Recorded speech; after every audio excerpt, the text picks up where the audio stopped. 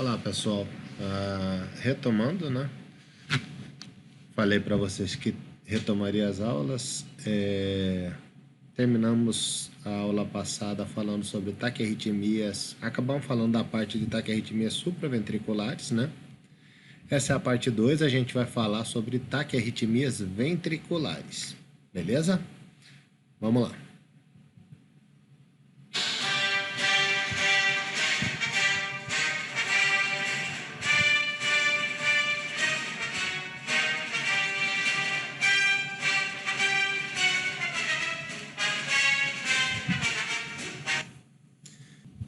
Deu trabalho fazer isso aí, viu, gente? Return of the Jedi. Acabei mudando para Return of the TAC. Taquicardia, taquiarritmias, taquicardia ventriculares. Vamos lá. Bom, uma introduçãozinha, né, para retomar. A gente vai retomar exatamente do ponto onde a gente parou a aula passada. Como eu disse, era uma continuação. Era a mesma aula, eu acabei desmembrando em duas, né? Porque ficaria extremamente longa. Só a de taquicardia supraventricular já ficou longa, imagina as duas juntas. Essa aqui, se bobear, é mais longa do que a primeira, viu? Então preparem-se. Então, nesta aula a gente vai abordar sobre as arritmias ventriculares, né? Que em geral são condições bastante malignas, podendo levar ao óbito, né? Arritmias que chamamos de arritmias malignas. Altíssimo risco de letalidade, né, com necessidade de cardioversão em grande parte delas. Porém, nem sempre uma taquicardia é considerada ventricular só porque ela tem o QRS alargado. A gente vai falar sobre isso. Então, a abordagem do QRS alargado é importante também. Bom, as taquicardias ventriculares, elas, para terem esse nome, elas originam do músculo ventricular. Como assim? Então, o paciente, em geral, ele originaria o estímulo cardíaco, né, para despolarização a partir dos átrios? Não. Nesse caso aqui, ele vai despolarizar a partir do ventrículo. De algum local do ventrículo vai sair o estímulo para desencadear a despolarização do próprio ventrículo, fazendo com que não corra via feixe de Ricci, sim célula a célula, fazendo então, portanto, que o QRS fique dessa forma, bastante alargado, né? Ou seja, com mais de 120 milissegundos. Então tem uma letalidade altíssima, é uma arritmia pré-parada, tá? Uma excelente resposta elétrica. Eu toro aqui para lembrar dessa resposta elétrica, né? Essa cena aí é do caralho, né? Quem assistiu, lembra, né? Ele chegando com Stormbreaker, destruindo tudo. Bom, vamos lá. Diagnóstico diferencial, sempre avaliar possibilidade de não ser arritmia ventricular, tá? Uma arritmia mais benigna, que seria uma taquicardia paroxística supraventricular, com aberrância. Eu vou falar sobre isso. E elas se subdividem em monomórficas, nas taquicardia ventricular monomórfica, polimórficas, que se subdividem novamente. Síndrome de Wolff-Parkinson-White, que pode fazer uma arritmia através de o que a gente chama de circuito antidrômico, né? O que a gente viu já na aula passada é um circuito que a gente chama de ortodrômico. Ele pode fazer um circuito antidrômico, a gente vai falar sobre isso. Torsades de Poix e fibrilação ventricular. Vamos falar de cada um individualmente, tá bom?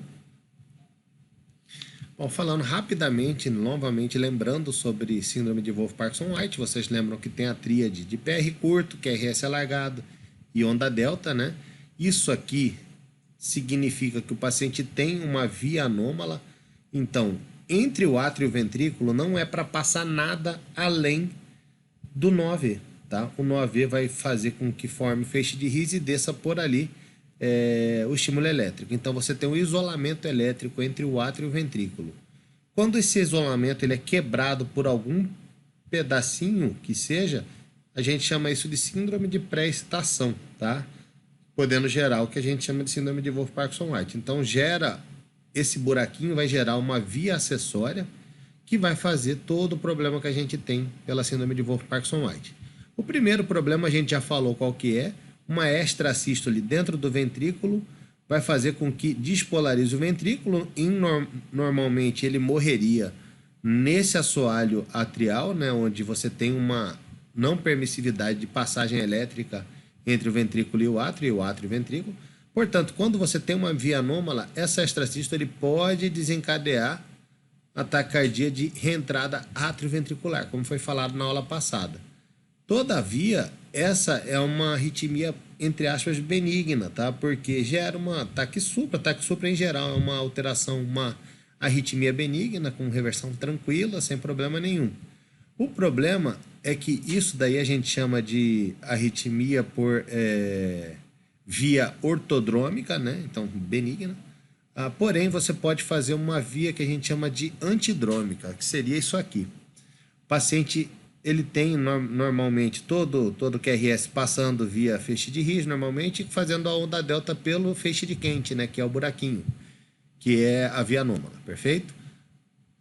Problema é que o nó-AV, ele existe por uma causa, tá? O nó-AV, ele é fruto da evolução do ser humano como organismo. Como assim? O nó-AV, ele existe para não acontecer o que acontece nessa situação. Então, o nó-AV nada mais é do que um backup. Como assim?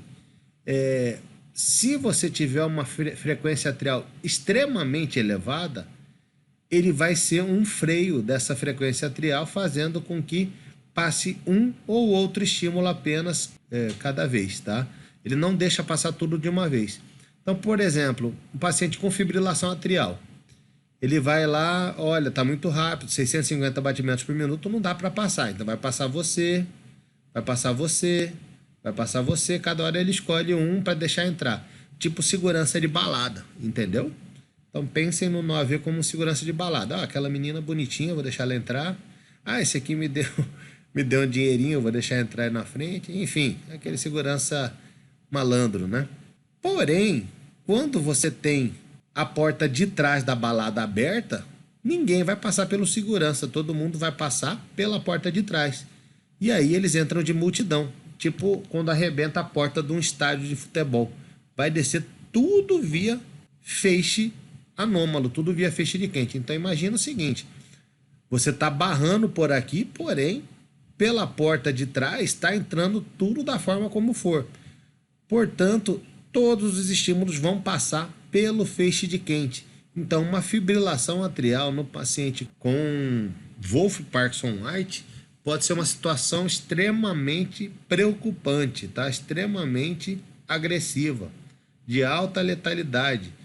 E olha só, a passagem vai passar direto do átrio para o ventrículo, porém, ele não vai descer via feixe de Ries, ou seja, ele vai gerar um ritmo ventricular.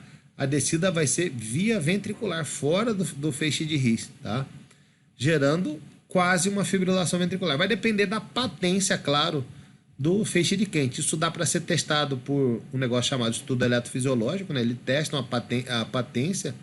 Se for muito patente esse feixe de Kent, ele vai deixar passar tudo ao mesmo tempo, tá? Então é extremamente arriscado. A fibrilação atrial vai despejar estímulo aqui via feixe de Kent e vai gerar um ritmo de QRS alargado com um ritmo irregular, como vocês vão ver na sequência. Olha só, o ritmo é irregular, completamente irregular, porém de QRS alargado, tá? Gerando o que a gente chama de taquicardia ventricular com ritmo irregular, tá? Então tá a taquicardia polimórfica de ritmo irregular. Cada forma ele desce de um jeito e em geral vão ser bastante parecidos que QRS entre eles, mas essa é uma situação clássica do paciente com Wolff, o ritmo irregular, porém de ritmo ventricular. Esse aqui é um eletro do arquivo pessoal, tá? É difícil a gente pegar, então quando a gente pega, a gente acaba fotografando. Olha só, ritmo completamente irregular e com QRS alargado, bizarro QRS, enfim, um ritmo clássico de Wolff mais fibrilação atrial. Novamente, tá? QRS alargado, ritmo completamente irregular, bastante confuso o eletro, né? Então toda vez que vocês baterem o olho, é bastante fácil de lembrar, uma FA parece um ritmo de FA, porém de resposta muito alta e completamente alargado QRS, né? Vamos falar agora de Torsades de Pointe, Torsades de pointe significa em francês torção das pontas. Então é exatamente o que essa senhora está fazendo. Você dobrando, torcendo, né, uma roupa, por exemplo, ele vai gerar esse aspecto aqui, que vocês vão ver que parece bastante o eletro, tá? Vem daí o nome. É um distúrbio gerado por doença congênita ou adquirida da repolarização ventricular, né, que significa QT-longo. QT-longo a gente teve a aula retrasada, na passada não, retrasada, a aula 11 ou 12, se eu não me engano. Foi sobre QT-longo, vocês viram que fica com a onda T bastante exposta, muito tempo exposto. Ou seja, com um período refratário muito longo. Vocês vão entender que isso é um problema na sequência. É bastante relacionada à hipomagnesemia, né? A hipomagnesemia, por sua vez, pode causar o QT longo, por causa disso, aumenta muito a chance de arritmia ventricular por torsades nessa situação, perfeito? É considerado um ritmo de PCR. Então vamos lá. Por que ocorre? Aqui você tem um QT longo, ó, lembrem que ultrapassou a metade entre um QRS e o outro, né? Então a gente chama isso daqui de QT longo. Porém, imaginem o período exatamente em cima dessa região onde está passando a seta, tá? Nesse período aqui, metade do músculo já foi repolarizado, porém falta repolarizar a outra metade, perfeito? Então você tem metade do músculo cardíaco repolarizado, a outra metade não. Esse é um período que a gente chama de período refratário. Se acontecer algum evento aqui em cima da onda T, ele vai despolarizar o ventrículo no momento onde o ventrículo não está completamente repolarizado. E é isso que gera o ritmo de torsades, tá? Existe inclusive uma entidade clínica chamada commotio cordis, que em latim significa perturbação do coração, tá? Que é onde acontece um trauma, né, gerando, portanto, uma força de despolarização no período que a gente pode considerar o período refratário. Olha só, aqui mesmo que o cara não tenha um QT longo, tá? Bateu a bola de beisebol aqui no peito da criança ali, em cima da onda T, vai gerar um fenômeno que a gente considera, a gente dá o nome de R sobre T. É como se tivesse um QRS em cima da onda T, quando não acontece no paciente com QT longo, né? Mas aqui foi por uma causa externa, né? Bateu em cima da onda T a bola, tá? E acabou gerando uma despolarização nesse período, gerando a arritmia ventricular, perfeito? Aqui um exemplo de torsades. Então você tem aqui um QT longo, tá? Ó, a onda T acaba aqui quase em cima da onda próxima, a onda P, né? Isso é um ritmo de marca-passo, a gente vai falar sobre marca-passo em uma eventual aula mais para frente. Então você tem a onda T bastante grande aqui, tá? A onda T grande, e aqui aconteceu um fenômeno de R sobre T, um QRS em cima da onda T, que aconteceu, que a gente chama de torsades. Olha como parece a torção das pontas, né? Ele fica grande, vai diminuindo, diminuindo, diminuindo, volta a crescer, parece uma ampulheta, né? Novamente, RT, ó, andar T passando da metade do QRS para o outro. Novamente aconteceu o fenômeno R sobre T, que vai desencadear torsades novamente. Outra vez, ó, aqui ele até colocou o período de R sobre T. E olha só, ele tinha o QRS aqui, já tinha tido uma extrasístole aqui antes, tá? Então estava já na iminência de fazer torsades, tá? E aqui ele teve uma extrasístole mais precoce ainda, que desencadeou o episódio de torsades. Vamos falar sobre TV monomórfica agora. Uma arritmia que surge de lesão congênita ou uma sequela de fibrose na região ventricular. Em geral, secundário a infarto do miocárdio consolidado, né? Uma região de fibrose pode fazer com que aconteça, eu vou mostrar isso, aconteça um fenômeno de reentrada dentro do ventrículo. Sempre surge do mesmo foco, né? Se ele é monomórfica, quer dizer que é sempre do mesmo foco, tem a mesma forma, tá? Por causa que ele sai sempre do mesmo foco.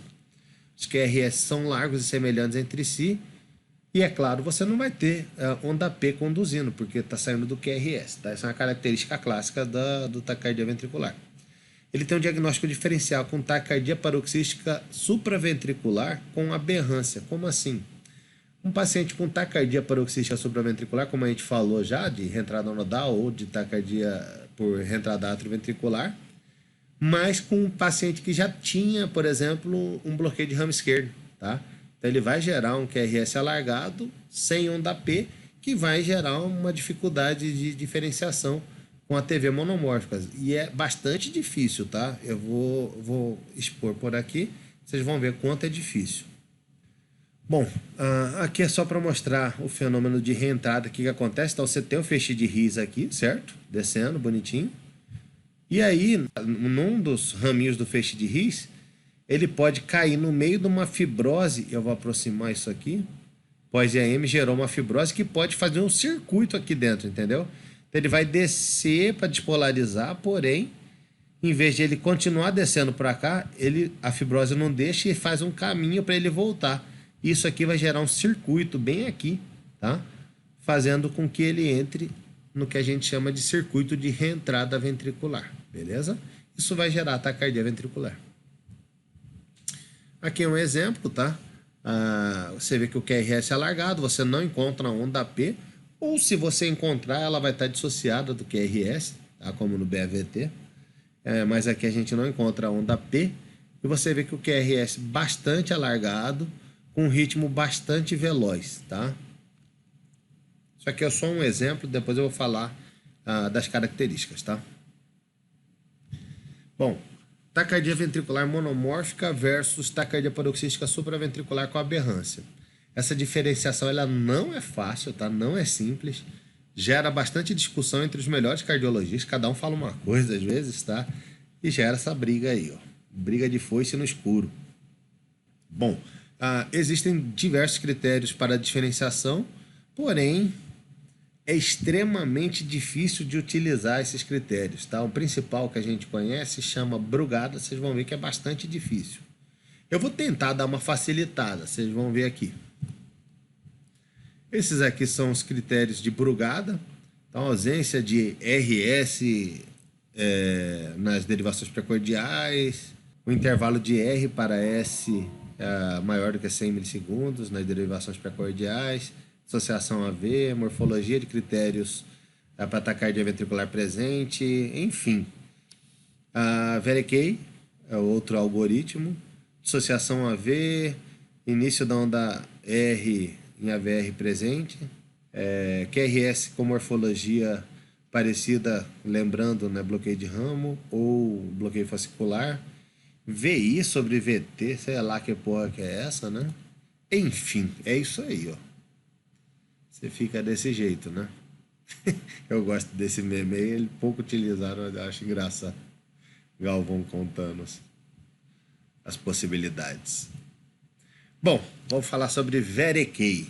Eu coloquei o símbolo de Mary Kay, que eu acho que parece os nomes, né? Bom, algoritmo de VERICAI, ele vai ver então isso daqui, é um dos dois que a gente tinha visto, tá? Então ele é o segundo aqui. Então esse é o algoritmo de VERICAI, associação AV, a onda R inicial em AVR presente, QRS com morfologia de bloqueio de ramo ou de bloqueio fascicular e VI sobre VT. Associação AV é muito difícil de achar, eu vou cortar fora esse negócio, tá? Onda R em AVR presente, vamos ver se tem lógica isso. Bom, aqui eu vou usar um desenho do Cardio Papers, tá? Site excelente, tá? Inclusive, recomendo bastante. Então, vamos dizer que o QRS foi gerado a partir do ventrículo, tá? Em uma posição do ventrículo. Lembrem-se dos vetores, quando você sai do ventrículo, você tem que despolarizar todo o coração. Portanto, ele não vai descer do átrio para o ventrículo, ele vai subir do ventrículo para o átrio, tá? Então, ele vai gerar um vetor para cima e para a direita. Ou seja, faz bastante lógica que o AVR fique positivo, porque ele vai estar de frente para o vetor, concordam? Então, eu gostei desse critério, eu vou deixar ele aí, tá bom? Vamos seguir para o próximo. Morfologia de bloqueio de ramo ou sei lá que porra que é essa, larga de mão, né? Vamos cortar essa merda e ver isso, VT, nem sei o que é isso, vou cortar também. Então sobrou um. Onda R presente em AVR, se tiver o R for maior do que o S, né? Ou seja, o AVR for positivo, taquicardia ventricular. Se não for negativo, taquicardia paroxística supraventricular. Resolvido. Beleza? Vai ser assim. Será que eu tô louco? Bom, VRQ é um excelente parâmetro, tá? Ainda que você utilizando só o AVR positivo para definir que o paciente tem taquicardia ventricular, ele já é superior ao Brugada, tá? Ele vai conseguir achar com sucesso de 85%. Então, excelente, tá? Vamos usar só o AVR e segue a vida. Porém, eu sempre tento utilizar 2 critérios, pelo menos, porque às vezes vai dar discordância entre um e o outro, e aí vai gerar discussão mesmo, tá? Se bater nos dois, meu amigo, segue a vida, tá? É taquicardia ventricular ou não é taquicardia ventricular, perfeito? Brugada é muito difícil, muito chato de usar, então larga de mão de Brugada, caguei. Vamos prestigiar o Brasil. Como assim prestigiar o Brasil? Tem um critério de 2015 do professor Santos, coloquei o símbolo de Santos aqui, que faz bastante sentido, não é difícil de utilizar, vocês vão ver. Bom, vamos lá, os critérios de Santos. As 4 derivações que você vai utilizar serão D1, D2, V1 e V6. Você vai bater o olho nessas derivações. Elas são negativas. Se todas elas predominam negativas, taquicardia ventricular. Tá? Segundo passo. Pelo menos 3 das 4 derivações apresentam polaridade com predominância negativa. Se sim, taquicardia ventricular. Aí ficou esquisito, né? Porque aqui no primeiro ele tem que ter as 4. Na segunda, 3 das 4. Ou seja, não faz muito sentido esse primeiro passo, né? Então vamos cortar fora ele. Tá? Então vamos mudar para o seguinte. Se pelo menos 3 das 4, ou é claro, 4 das 4, né? Como no primeiro passo, apresentaram polaridade com predomínio negativo, taquicardia ventricular. É a mesma coisa do primeiro passo, só que você colocou, não precisa ser as 4 não, pode ser 3 das 4, ou 4 das 4, é claro. E vai ser taquicardia ventricular, se todas essas derivações 3 de 4 dessas forem negativas, vai ser taquicardia ventricular. Então vamos mudar um pouquinho, tá? Vou mudar. Critério de Santos modificado por Felipe Zarur. Passo 1. Pelo menos 3 das 4 derivações ou 4 das 4 apresentam polaridade com predominância negativa. Se for isso, sim, taquicardia ventricular. Passo 2, não 3. Pelo menos 2 das 4 derivações apresentam polaridade e predominância negativa. Porém, dessas derivações que têm predominância negativa, pelo menos D1 ou V6 estão presentes nessas duas. Aí eu fiz um mnemônico aqui meio retardado, né? Será que é TV para algum de vocês? Novamente, o Bob Esponja retardado. Bom, vamos utilizar que fica mais fácil de vocês perceberem. Estão vendo aqui que eu não encontro onda P precedendo o QRS, né? O QRS é alargado. Será que isso aqui é uma taquicardia ventricular monomórfica ou é uma taquicardia paroxística supraventricular com aberrância? Vamos utilizar primeiro VRQ. VRQ, voltando aqui, ó, vou pegar AVR, perfeito? Então vamos lá, isolar AVR aqui. AVR é positivo ou negativo aqui? AVR é negativo, tá? Tá vendo que ele está predominando negativo, QRS de AVR? Opa, por VRQ, então, taquicardia paroxística supraventricular, concordam? Vamos ver por Santos. Vamos aplicar Santos, então. V1, V6, D1, D2, certo? V1 predominou negativo, ponto para Santos. V6 predominou positivo, sem marcar ponto. D1 predominou positivo, sem marcar ponto. E D2 predominou negativo, marcou ponto para Santos. Ou seja, eu tenho duas derivações, V1 e D2. Será que é TV para algum de vocês? D1 ou V6 entrou? Não, nem D1 nem V6 entraram. Ou seja, não é taquicardia ventricular para Santos, e sim taquicardia paroxística supraventricular. Concordam? Próximo. Novamente. Vamos jogar primeiro Verekey. Verekey olhou para a VR positivo, concordam? Se a VR positivo por Verekey, taquicardia ventricular. Beleza? Segue a vida. Vamos testar Santos. Por Santos, vamos lá. D1, D2, V1, V6. V1 positivo, não marca ponto para Santos. V6, olha só, V6 eu fiquei na dúvida. Parece predominar negativo, mas eu não vou utilizar o V6 então. Deixa ele quieto aqui. Vamos olhar D1 e D2. D1 e D2, ambos negativos, concordam? Ou seja, será que é TV para algum de vocês? DI, derivação D1, positiva, desculpa, negativa. Ou seja, entrou para algum de vocês.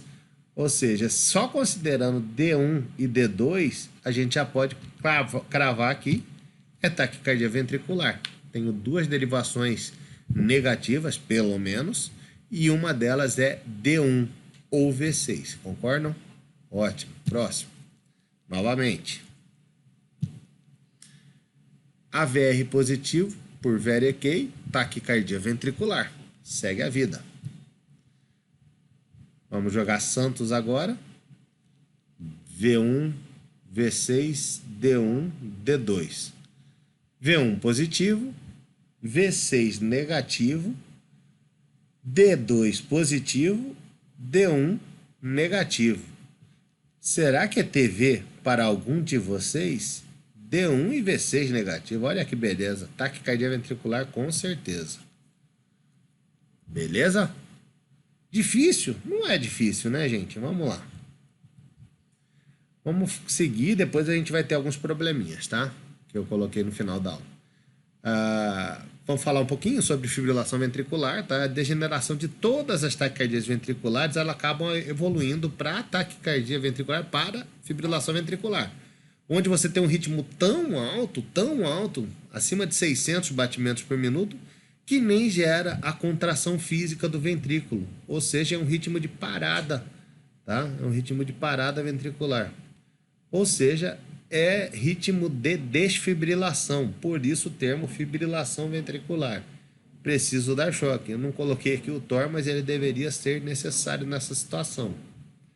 Não há onda de pulso identificável, claro, e o eletro do paciente não apresenta qualquer estímulo ventricular diferenciável. Como assim? Vamos mostrar. Olha só, eu não consigo detectar uma onda, tá? Eu não consigo discriminar uma onda. É um ritmo completamente anárquico, tá? Eu não posso falar que tem algum ritmo possível aqui. Isso é uma FV. Aqui é uma taquicardia ventricular monomórfica e aqui é uma fibrilação ventricular. Olha uma diferença de uma para outra, tá? Aqui é um ritmo organizado.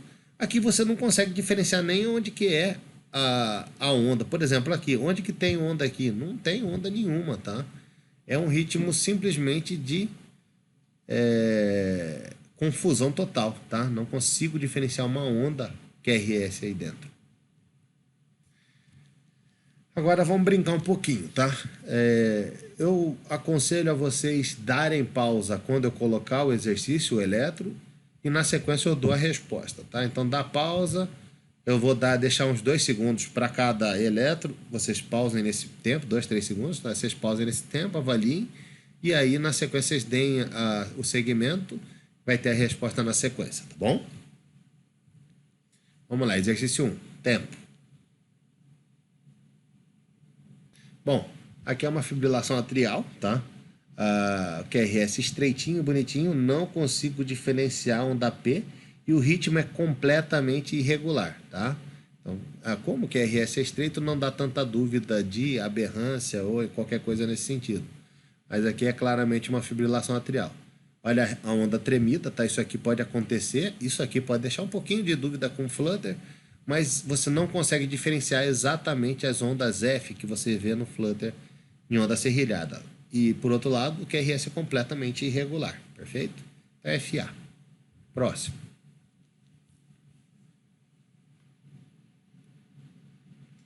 Bom, aqui é taquicardia ventricular monomórfica, não consigo identificar onda P precedendo o QRS. O QRS é bastante alargado, né? E vamos jogar VRQI aqui, ó. VRQI, AVR positivo, taquicardia ventricular. Vamos jogar Santos. D1, D2, V1 e V6, certo? Todos eles negativos, tá? Então, ele entra naquele primeiro passo lá. 4 deles negativos, ou seja, taquicardia ventricular com certeza. Beleza? Próximo.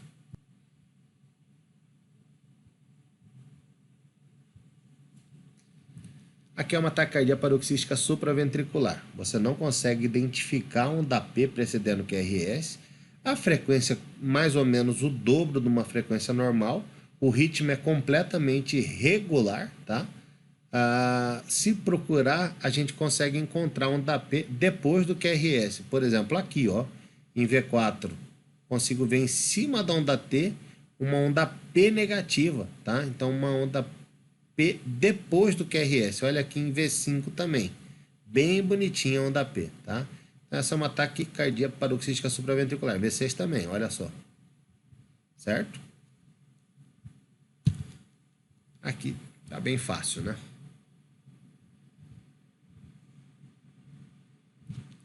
Torsades de Poin. Você vê a torção das pontas perfeitamente aqui, né? Enfim, provavelmente um paciente com QT longo ou que sofreu um trauma torácico em período refratário, alguma coisa nesse sentido, certo?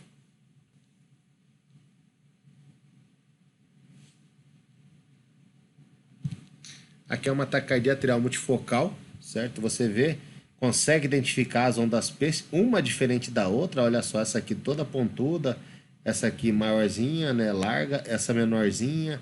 Enfim, cada hora vem uma onda P diferente. Isso é um ritmo atrial multifocal. Beleza?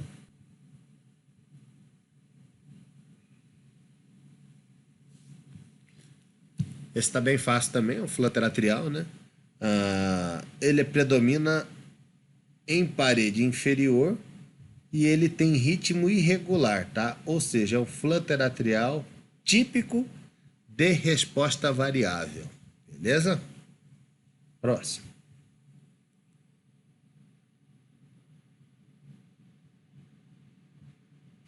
Esse foi um exemplo interessante que eu coloquei, tá? É uma fibrilação atrial em paciente que não necessariamente tem Wolff, tá? Parece muito uma taquicardia ventricular por Wolff, né? Eu coloquei ele de propósito, por quê? Para vocês jogarem aqui também os algoritmos, né? Por exemplo, VRQI. VRQI, AVR negativo, ou seja, não é taquicardia ventricular, certo? Vamos jogar Santos. D1, D2, V1 e V6. V1 negativo, V6, D1 e D2 positivos. E o V1 nem é nenhum de vocês, né? D1 e AVF. Não, ele é, então, por Santos, também uma taquicardia paroxística supraventricular, no caso aqui, fibrilação atrial com aberrância. Beleza?